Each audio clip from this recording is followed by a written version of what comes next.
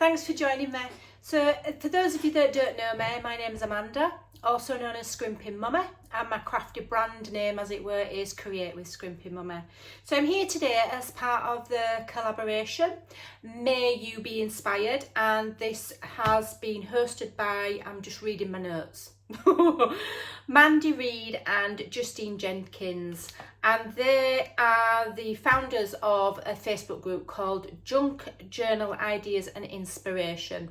And so Mandy contacted me and asked me if I'd be part of the collaboration, and the idea is that there's quite a lot of ladies and crafters. I don't know if there's any gentlemen on there. I think they're all ladies who perhaps have been around for a while and who are able to do YouTube videos that could come and share their stories and maybe some hints or tips or snippets of wisdom for anybody who's new to crafting and especially to junk journaling. So a little bit about how I started crafting. I've been crafting as long as I can remember. Even from being a young child, we didn't have a lot of money.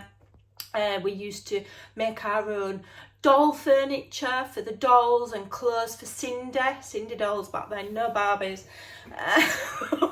and things like that. It's just what we did, I'm a 70s baby, and so we didn't have, there wasn't you just didn't get as much as children do these days. If you wanted something, you got it on your birthday or at Christmas. Other than that, you may do and mend. We used to play games with elastic, and we were just, I think we were just a creative generation. So from there, I've made things for my own home. I've made all sorts of things, and then with the onset of the internet, because yes, I am that old,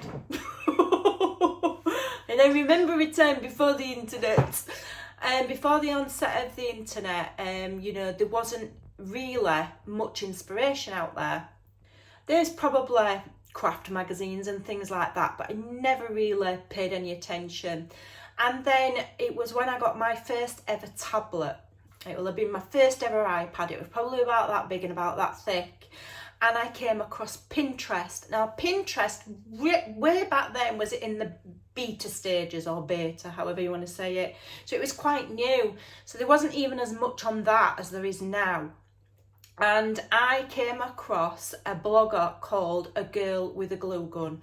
And that lady started my true crafty journey, as it were, because she was so inspiring. She did a mixture of things from home decor to handmade tutus and hair bobbles. She made everything.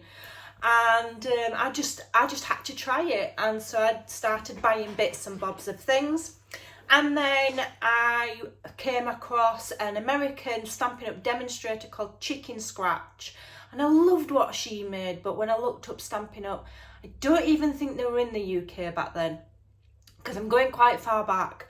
But the prices of the stuff at that time, I couldn't afford it, and so I lost interest. But through Pinterest, I then found YouTube. And even YouTube was quite new back then. There wasn't heaps of crafters. It was all done on webcams. The quality of the videos was awful. But times have moved on. And so have I. Now, I did join YouTube quite a long time ago, and I have gone through different phases in my crafty life. Because I think true crafters don't only make one thing. And you'll hear this story. I used to do beading, I used to do bookmaking, I used to do this, I used to do that. It's very rare you'll find a crafter that has only ever made one thing. Only ever made cards or only ever made whatever. You kind of evolve. And I've gone from, my first ever book that I made was actually made out of fabric and lace, because that was the trend back then. Junk journaling, to me, is quite almost a new thing, although it's always been there in the background. Over the last few years, it's really become very prominent within the crafty community.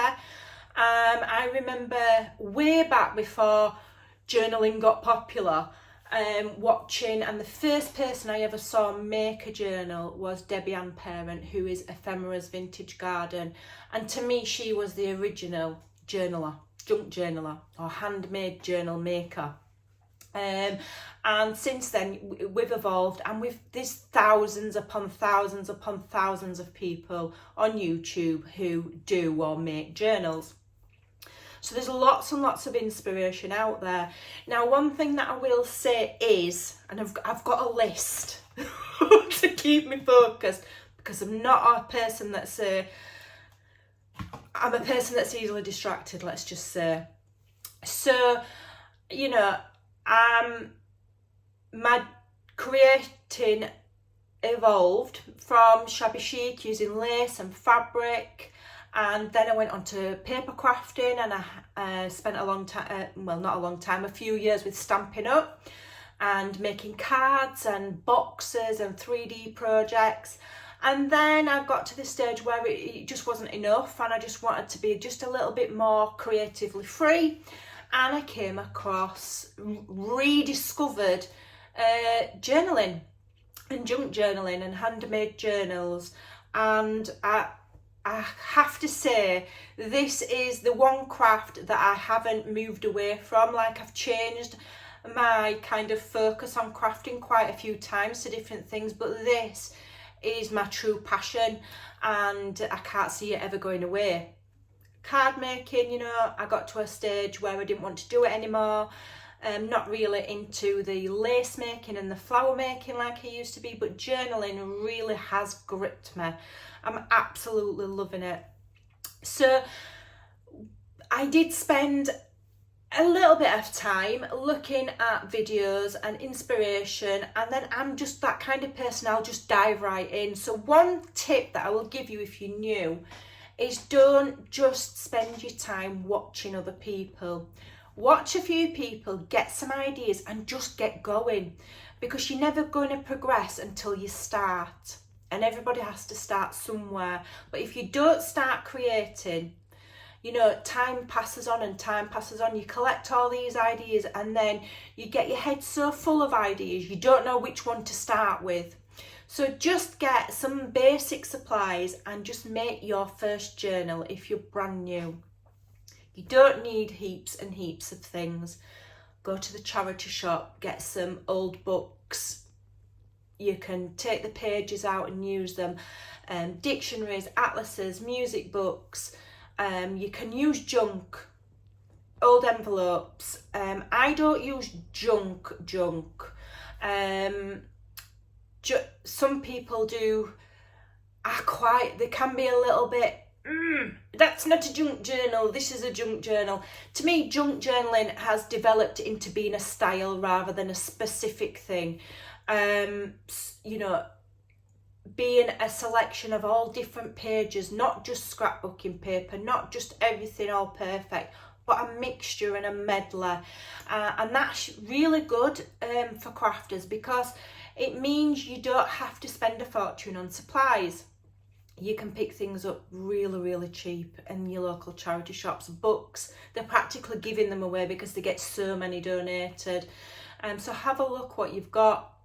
And then obviously we're in the age of digitals. There's heaps of digital creators like myself out there who make fantastic kits that you can print out at home. You don't even have to wait for the postman, and those can go in your journals as well. There's loads of things loads of really, really budget friendly ways of making journals. You can make your covers from cereal boxes, you can cover them with brown paper, you can use Amazon packaging.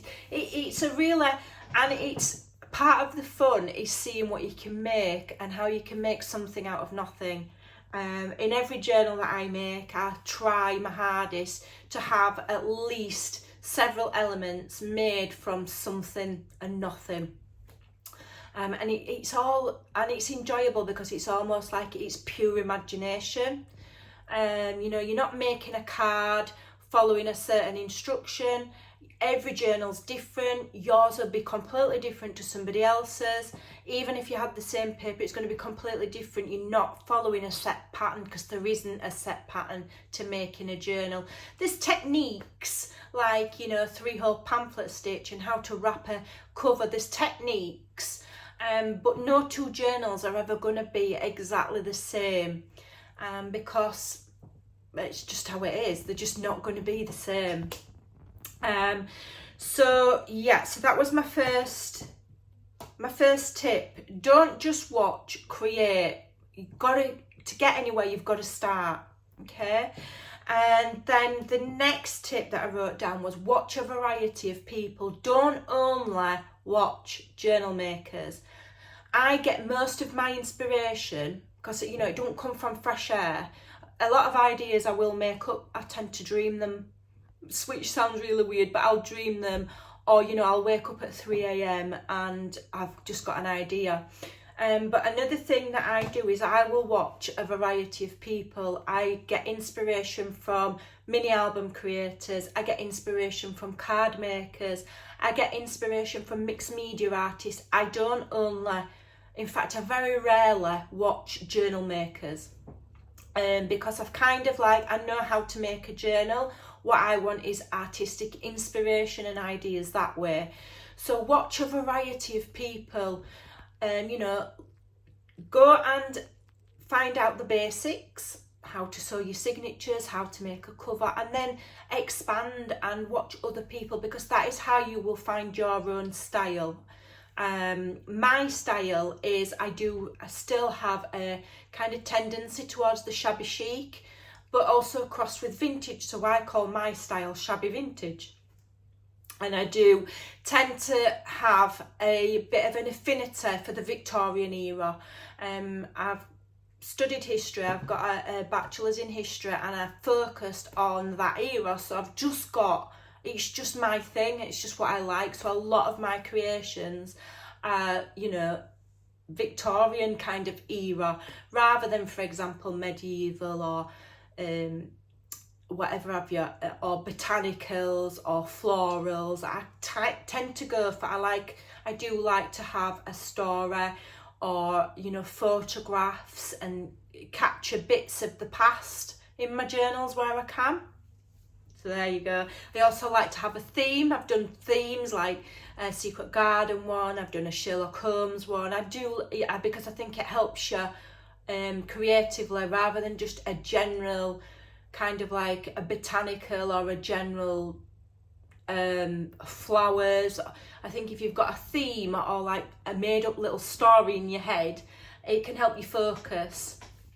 So yeah, watch a wide variety of people and get inspiration. I've got inspiration recently from a lady who makes miniatures, and she combines the miniatures with the journal, and she'll make a box, and it opens up and it's got a miniature there, like shelves for example, or a little room, and then a box, and then a journal goes in the box. Heaps of inspiration.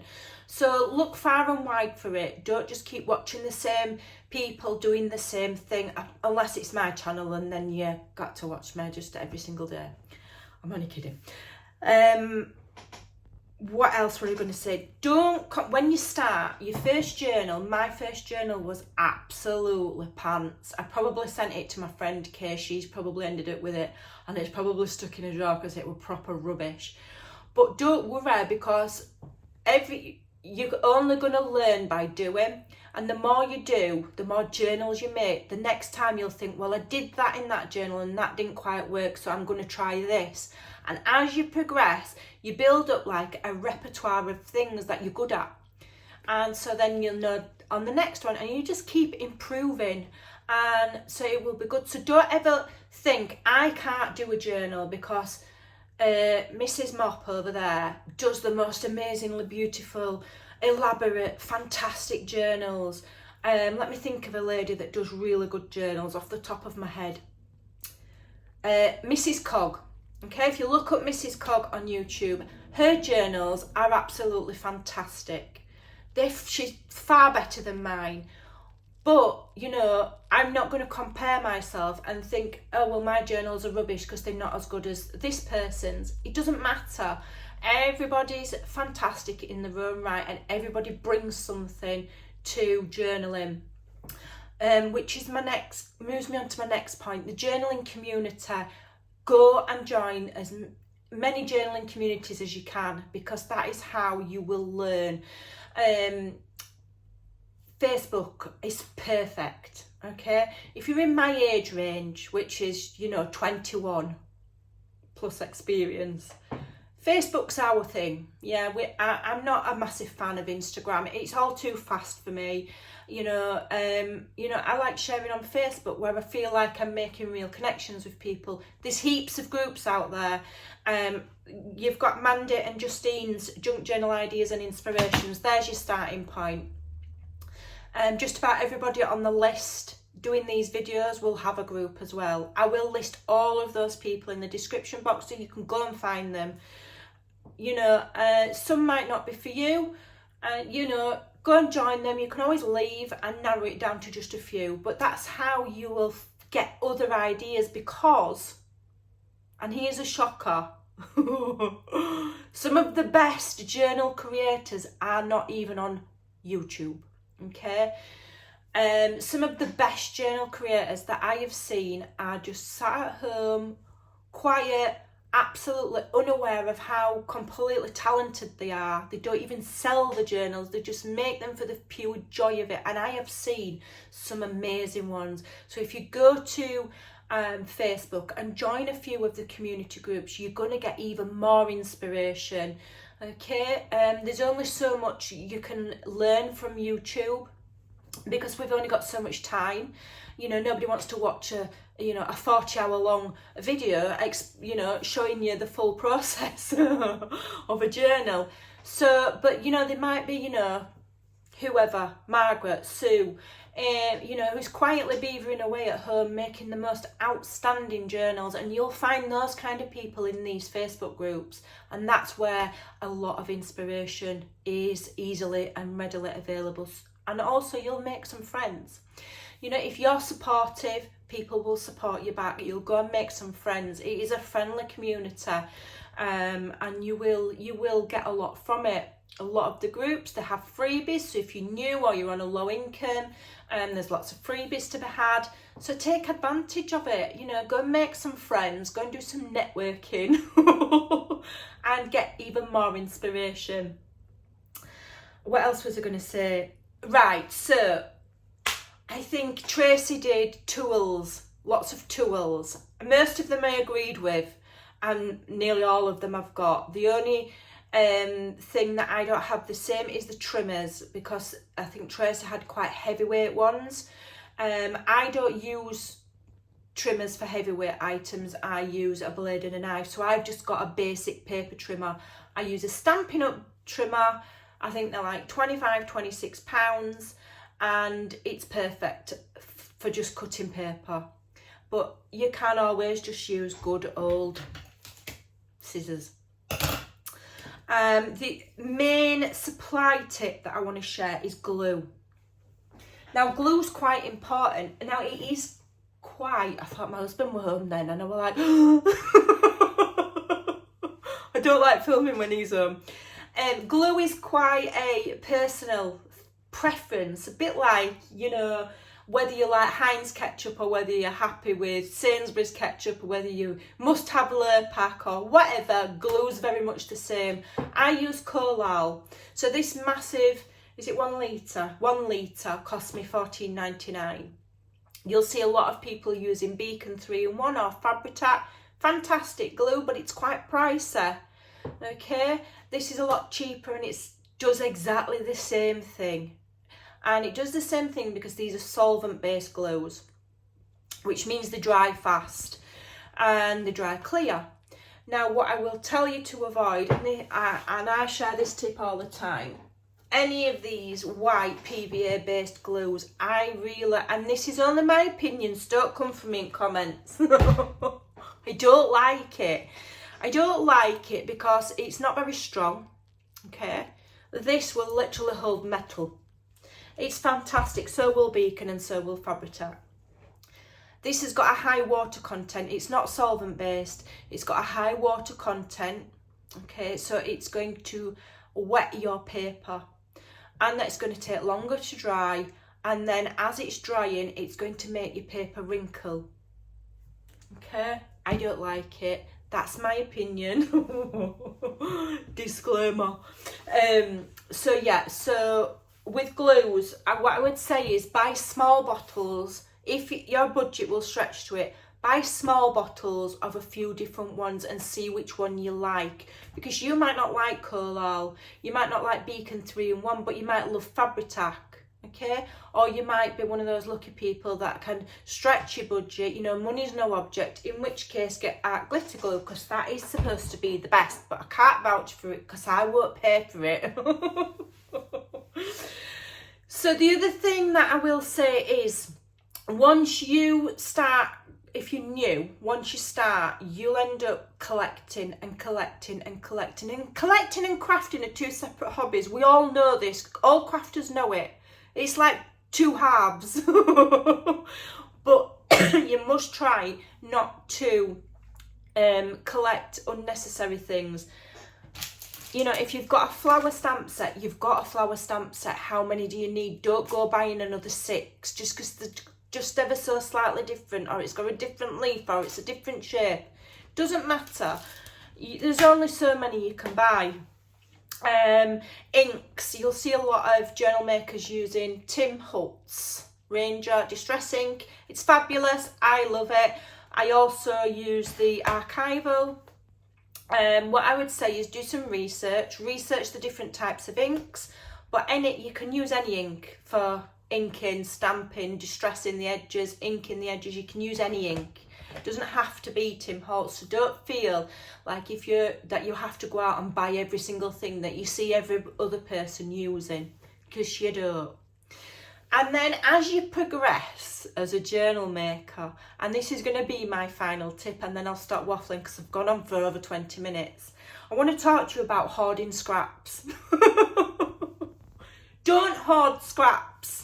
Okay, now when I'm creating, I will create little bundles of scraps. So at the moment I'm making a journal. I'm using some old scrapbooking paper, which I don't use a lot in my journals, but I want to use it. And I'm keeping the scraps until I finish the journal. And then if there's any scraps left, they're going in the bin, because what happens is you end up saving scraps and saving scraps. Then you're spending time organising scraps into sizes and organising them into folders, and you'll end up with folders and boxes full of scraps that you couldn't use in a lifetime. Don't hoard scraps. I'm not a particularly tidy crafter.